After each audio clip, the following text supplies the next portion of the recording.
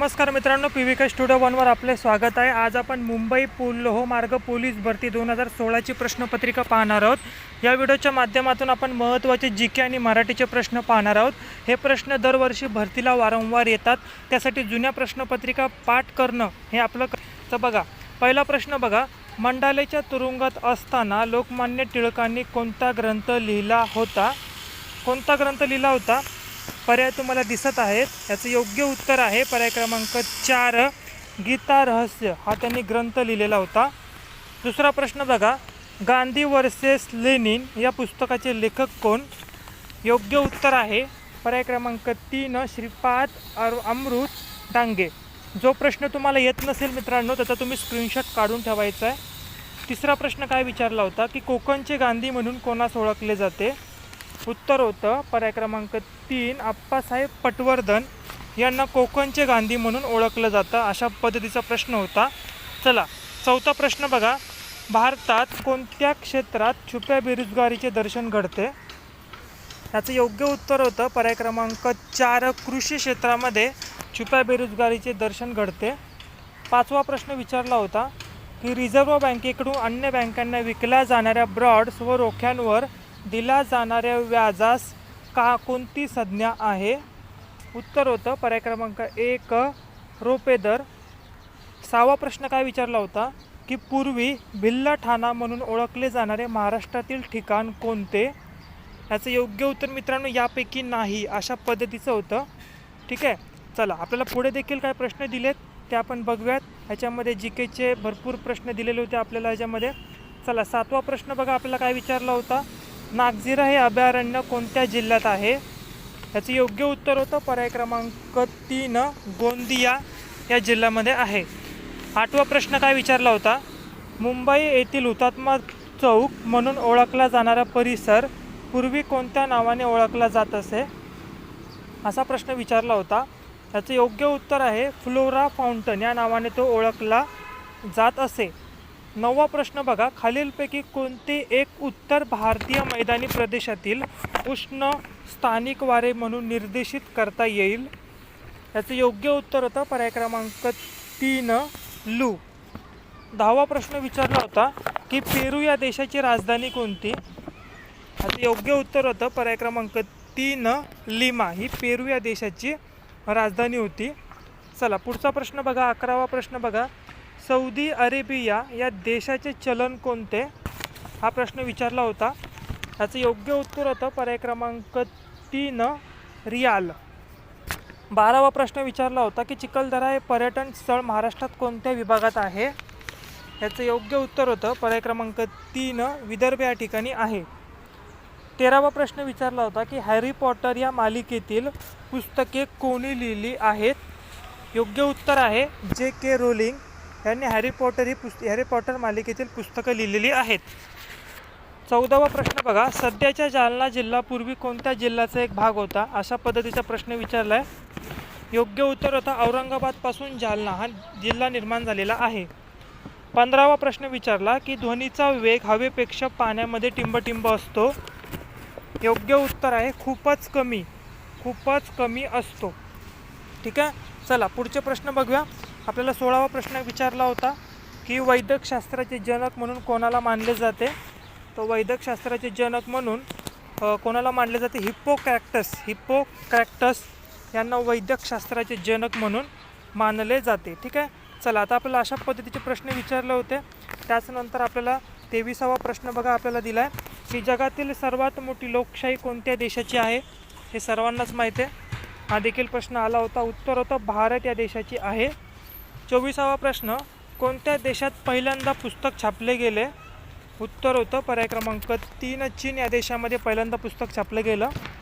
25वा प्रश्न विचारला होता की अमेरिकेच्या कोणत्या राष्ट्राध्यक्षाने आपल्या पदाचा राजीनामा दिला होता? त्याचं योग्य उत्तर होतं पर्याय क्रमांक 2, निक्सन याने आपल्या पदाचा राजीनामा दिलेला होता। ठीक आहे, चला पुढे देखील आपल्याला प्रश्न विचारले होते। 26वा प्रश्न बघा मित्रांनो, की नकुल आणि सहदेव हे कुणाचे पुत्र होते? हा प्रश्न आपल्याला विचारला होता रेल्वेला।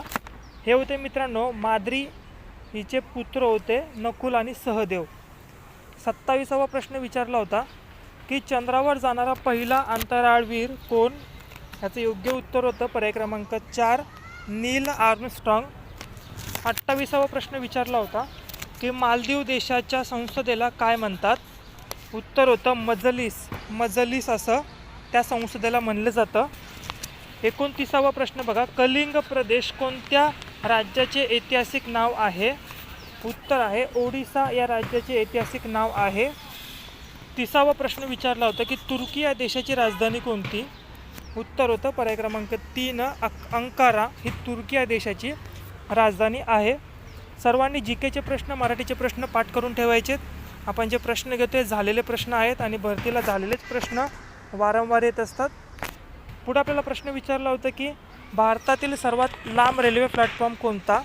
उत्तर आहे गोरखपूर हा सर्वात लांब रेल्वे प्लॅटफॉर्म आहे. चला पुढे देखील आपल्याला 32वा प्रश्न विचारला की डायनामाइटचा आविष्कार कोणी लावला किंवा कोणी केला?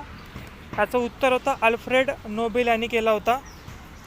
33वा प्रश्न विचारला होता की भारत आणि पाकिस्तान विभाजित करणाऱ्या रेषेचे नाव काय? उत्तर होतं पर्याय क्रमांक 2 रॅडक्लिफ रेषा. तो प्रश्न बघा आपल्याला विचारला होता केसरिया वर्तमानपत्राची स्थापना कोणी केली? याचं योग्य उत्तर होतं पर्याय क्रमांक 4 बाळ गंगाधर टिळक. ठीक आहे. पुढे 35वा प्रश्न बघा विचारला होता पंडित नेहरू यांचा जन्मदिवस कोणत्या तारखेला साजरा केला जातो? 14 नोव्हेंबर या दिवशी त्यांचा जन्मदिवस साजरा केला जातो. पुढे आपल्याला गणिताचा प्रश्न विचारला होता. त्यानंतर आपल्याला परत काही प्रश्न जीकेचे विचारले होते. 37वा प्रश्न बघा मित्रांनो, शिवनेरी किल्ला कोणत्या जिल्ह्यात आहे हा प्रश्न विचारला होता. सोपा प्रश्न होता की पुणे जिल्ह्यामध्ये आहे. ठीक आहे.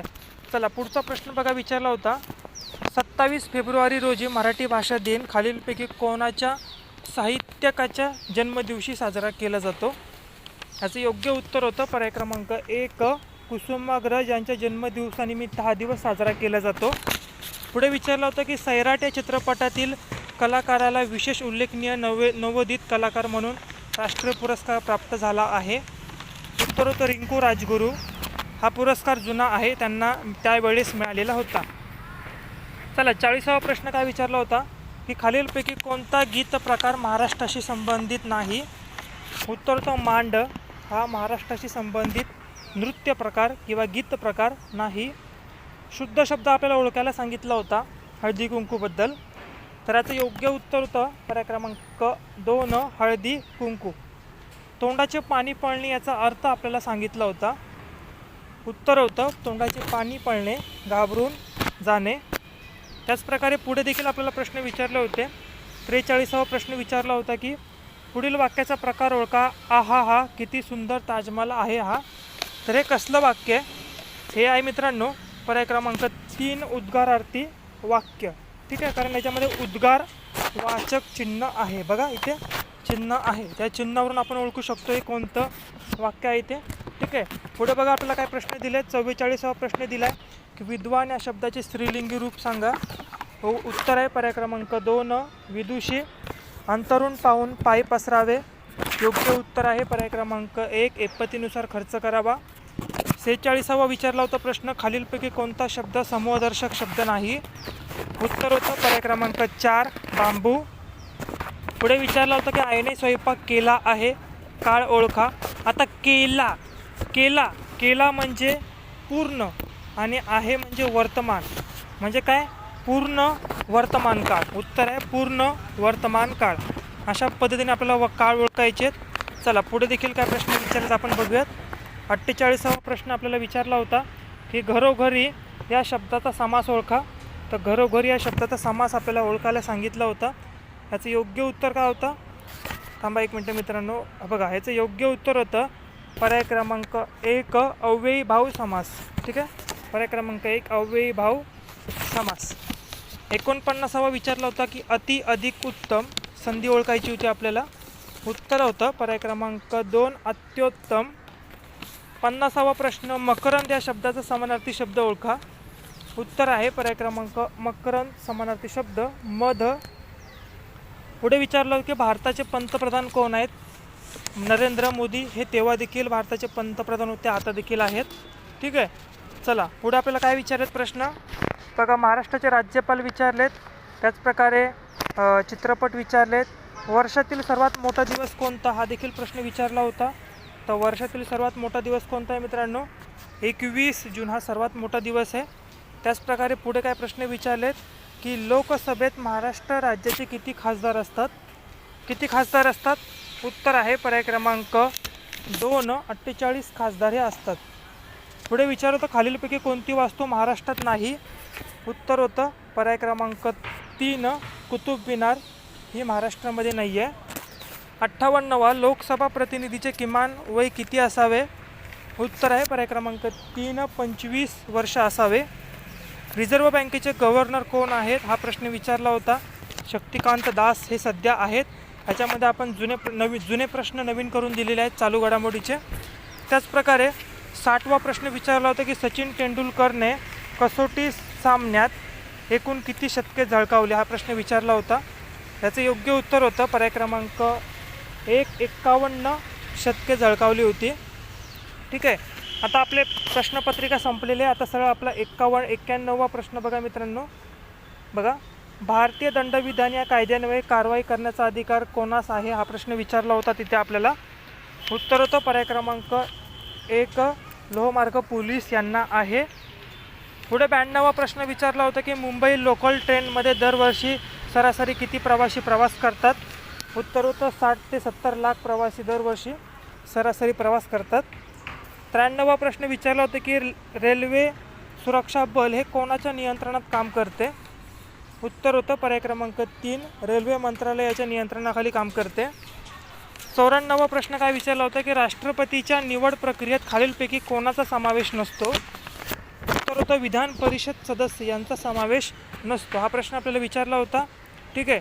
चला पुढे बघा, आपल्याला विचारला 95वा प्रश्न, खालीलपैकी कोणाची राष्ट्रपती पदावर बिनविरोध निवड झाली होती? उत्तर होतं पर्याय क्रमांक 1, नीलम संजीव रेड्डी यांची बिनविरोध निवड झालेली होती. ठीक आहे. पुढे आपल्याला अंतिम संपलेले प्रश्न आहेत मित्रांनो, थोडेच प्रश्न शिल्लक आहेत. बघा, 96वा प्रश्न विचारला होता की सर्वोच्च न्यायालयाचे न्यायाधीश वयाचे किती वर्ष पूर्ण होईपर्यंत पदावर राहू शकतात? उत्तर होतं पर्याय क्रमांक 3, 65 वर्ष. 97वा प्रश्न, भारताचे कॅबिनेट सचिवालय खालीलपैकी कोणाच्या अधिपत्याखाली काम करते?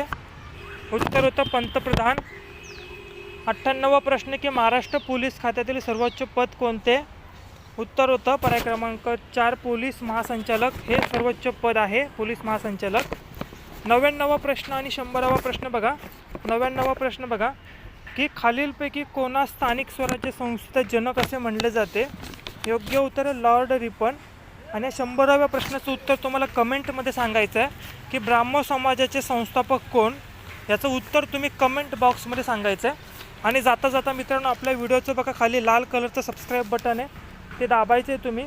ते दाबल्यानंतर बाजूला घंटीचा आयकॉन आहे, त्याला ऑलवर क्लिक करा, जेणेकरून आम्ही जे काय प्रश्नपत्रिका अपलोड करतो आहे ह्या सर्वात पहिले तुम्हाला मिळतील. आणि संपूर्ण जीकेचे प्रश्न सर्वांनी तोंडपाठ करून ठेवायचेत. जाता जाता आपल्या व्हिडिओला पटकन लाईक करा. आपण भेटूया उद्याच्या नवीन प्रश्नपत्रिकामध्ये. आणि डिस्क्रिप्शन बॉक्समध्ये वाशिम जिल्ह्याची प्रश्नपत्रिका आपण दिली, ती देखील नक्की बघा. चला तर हा व्हिडिओ पाहिल्याबद्दल धन्यवाद.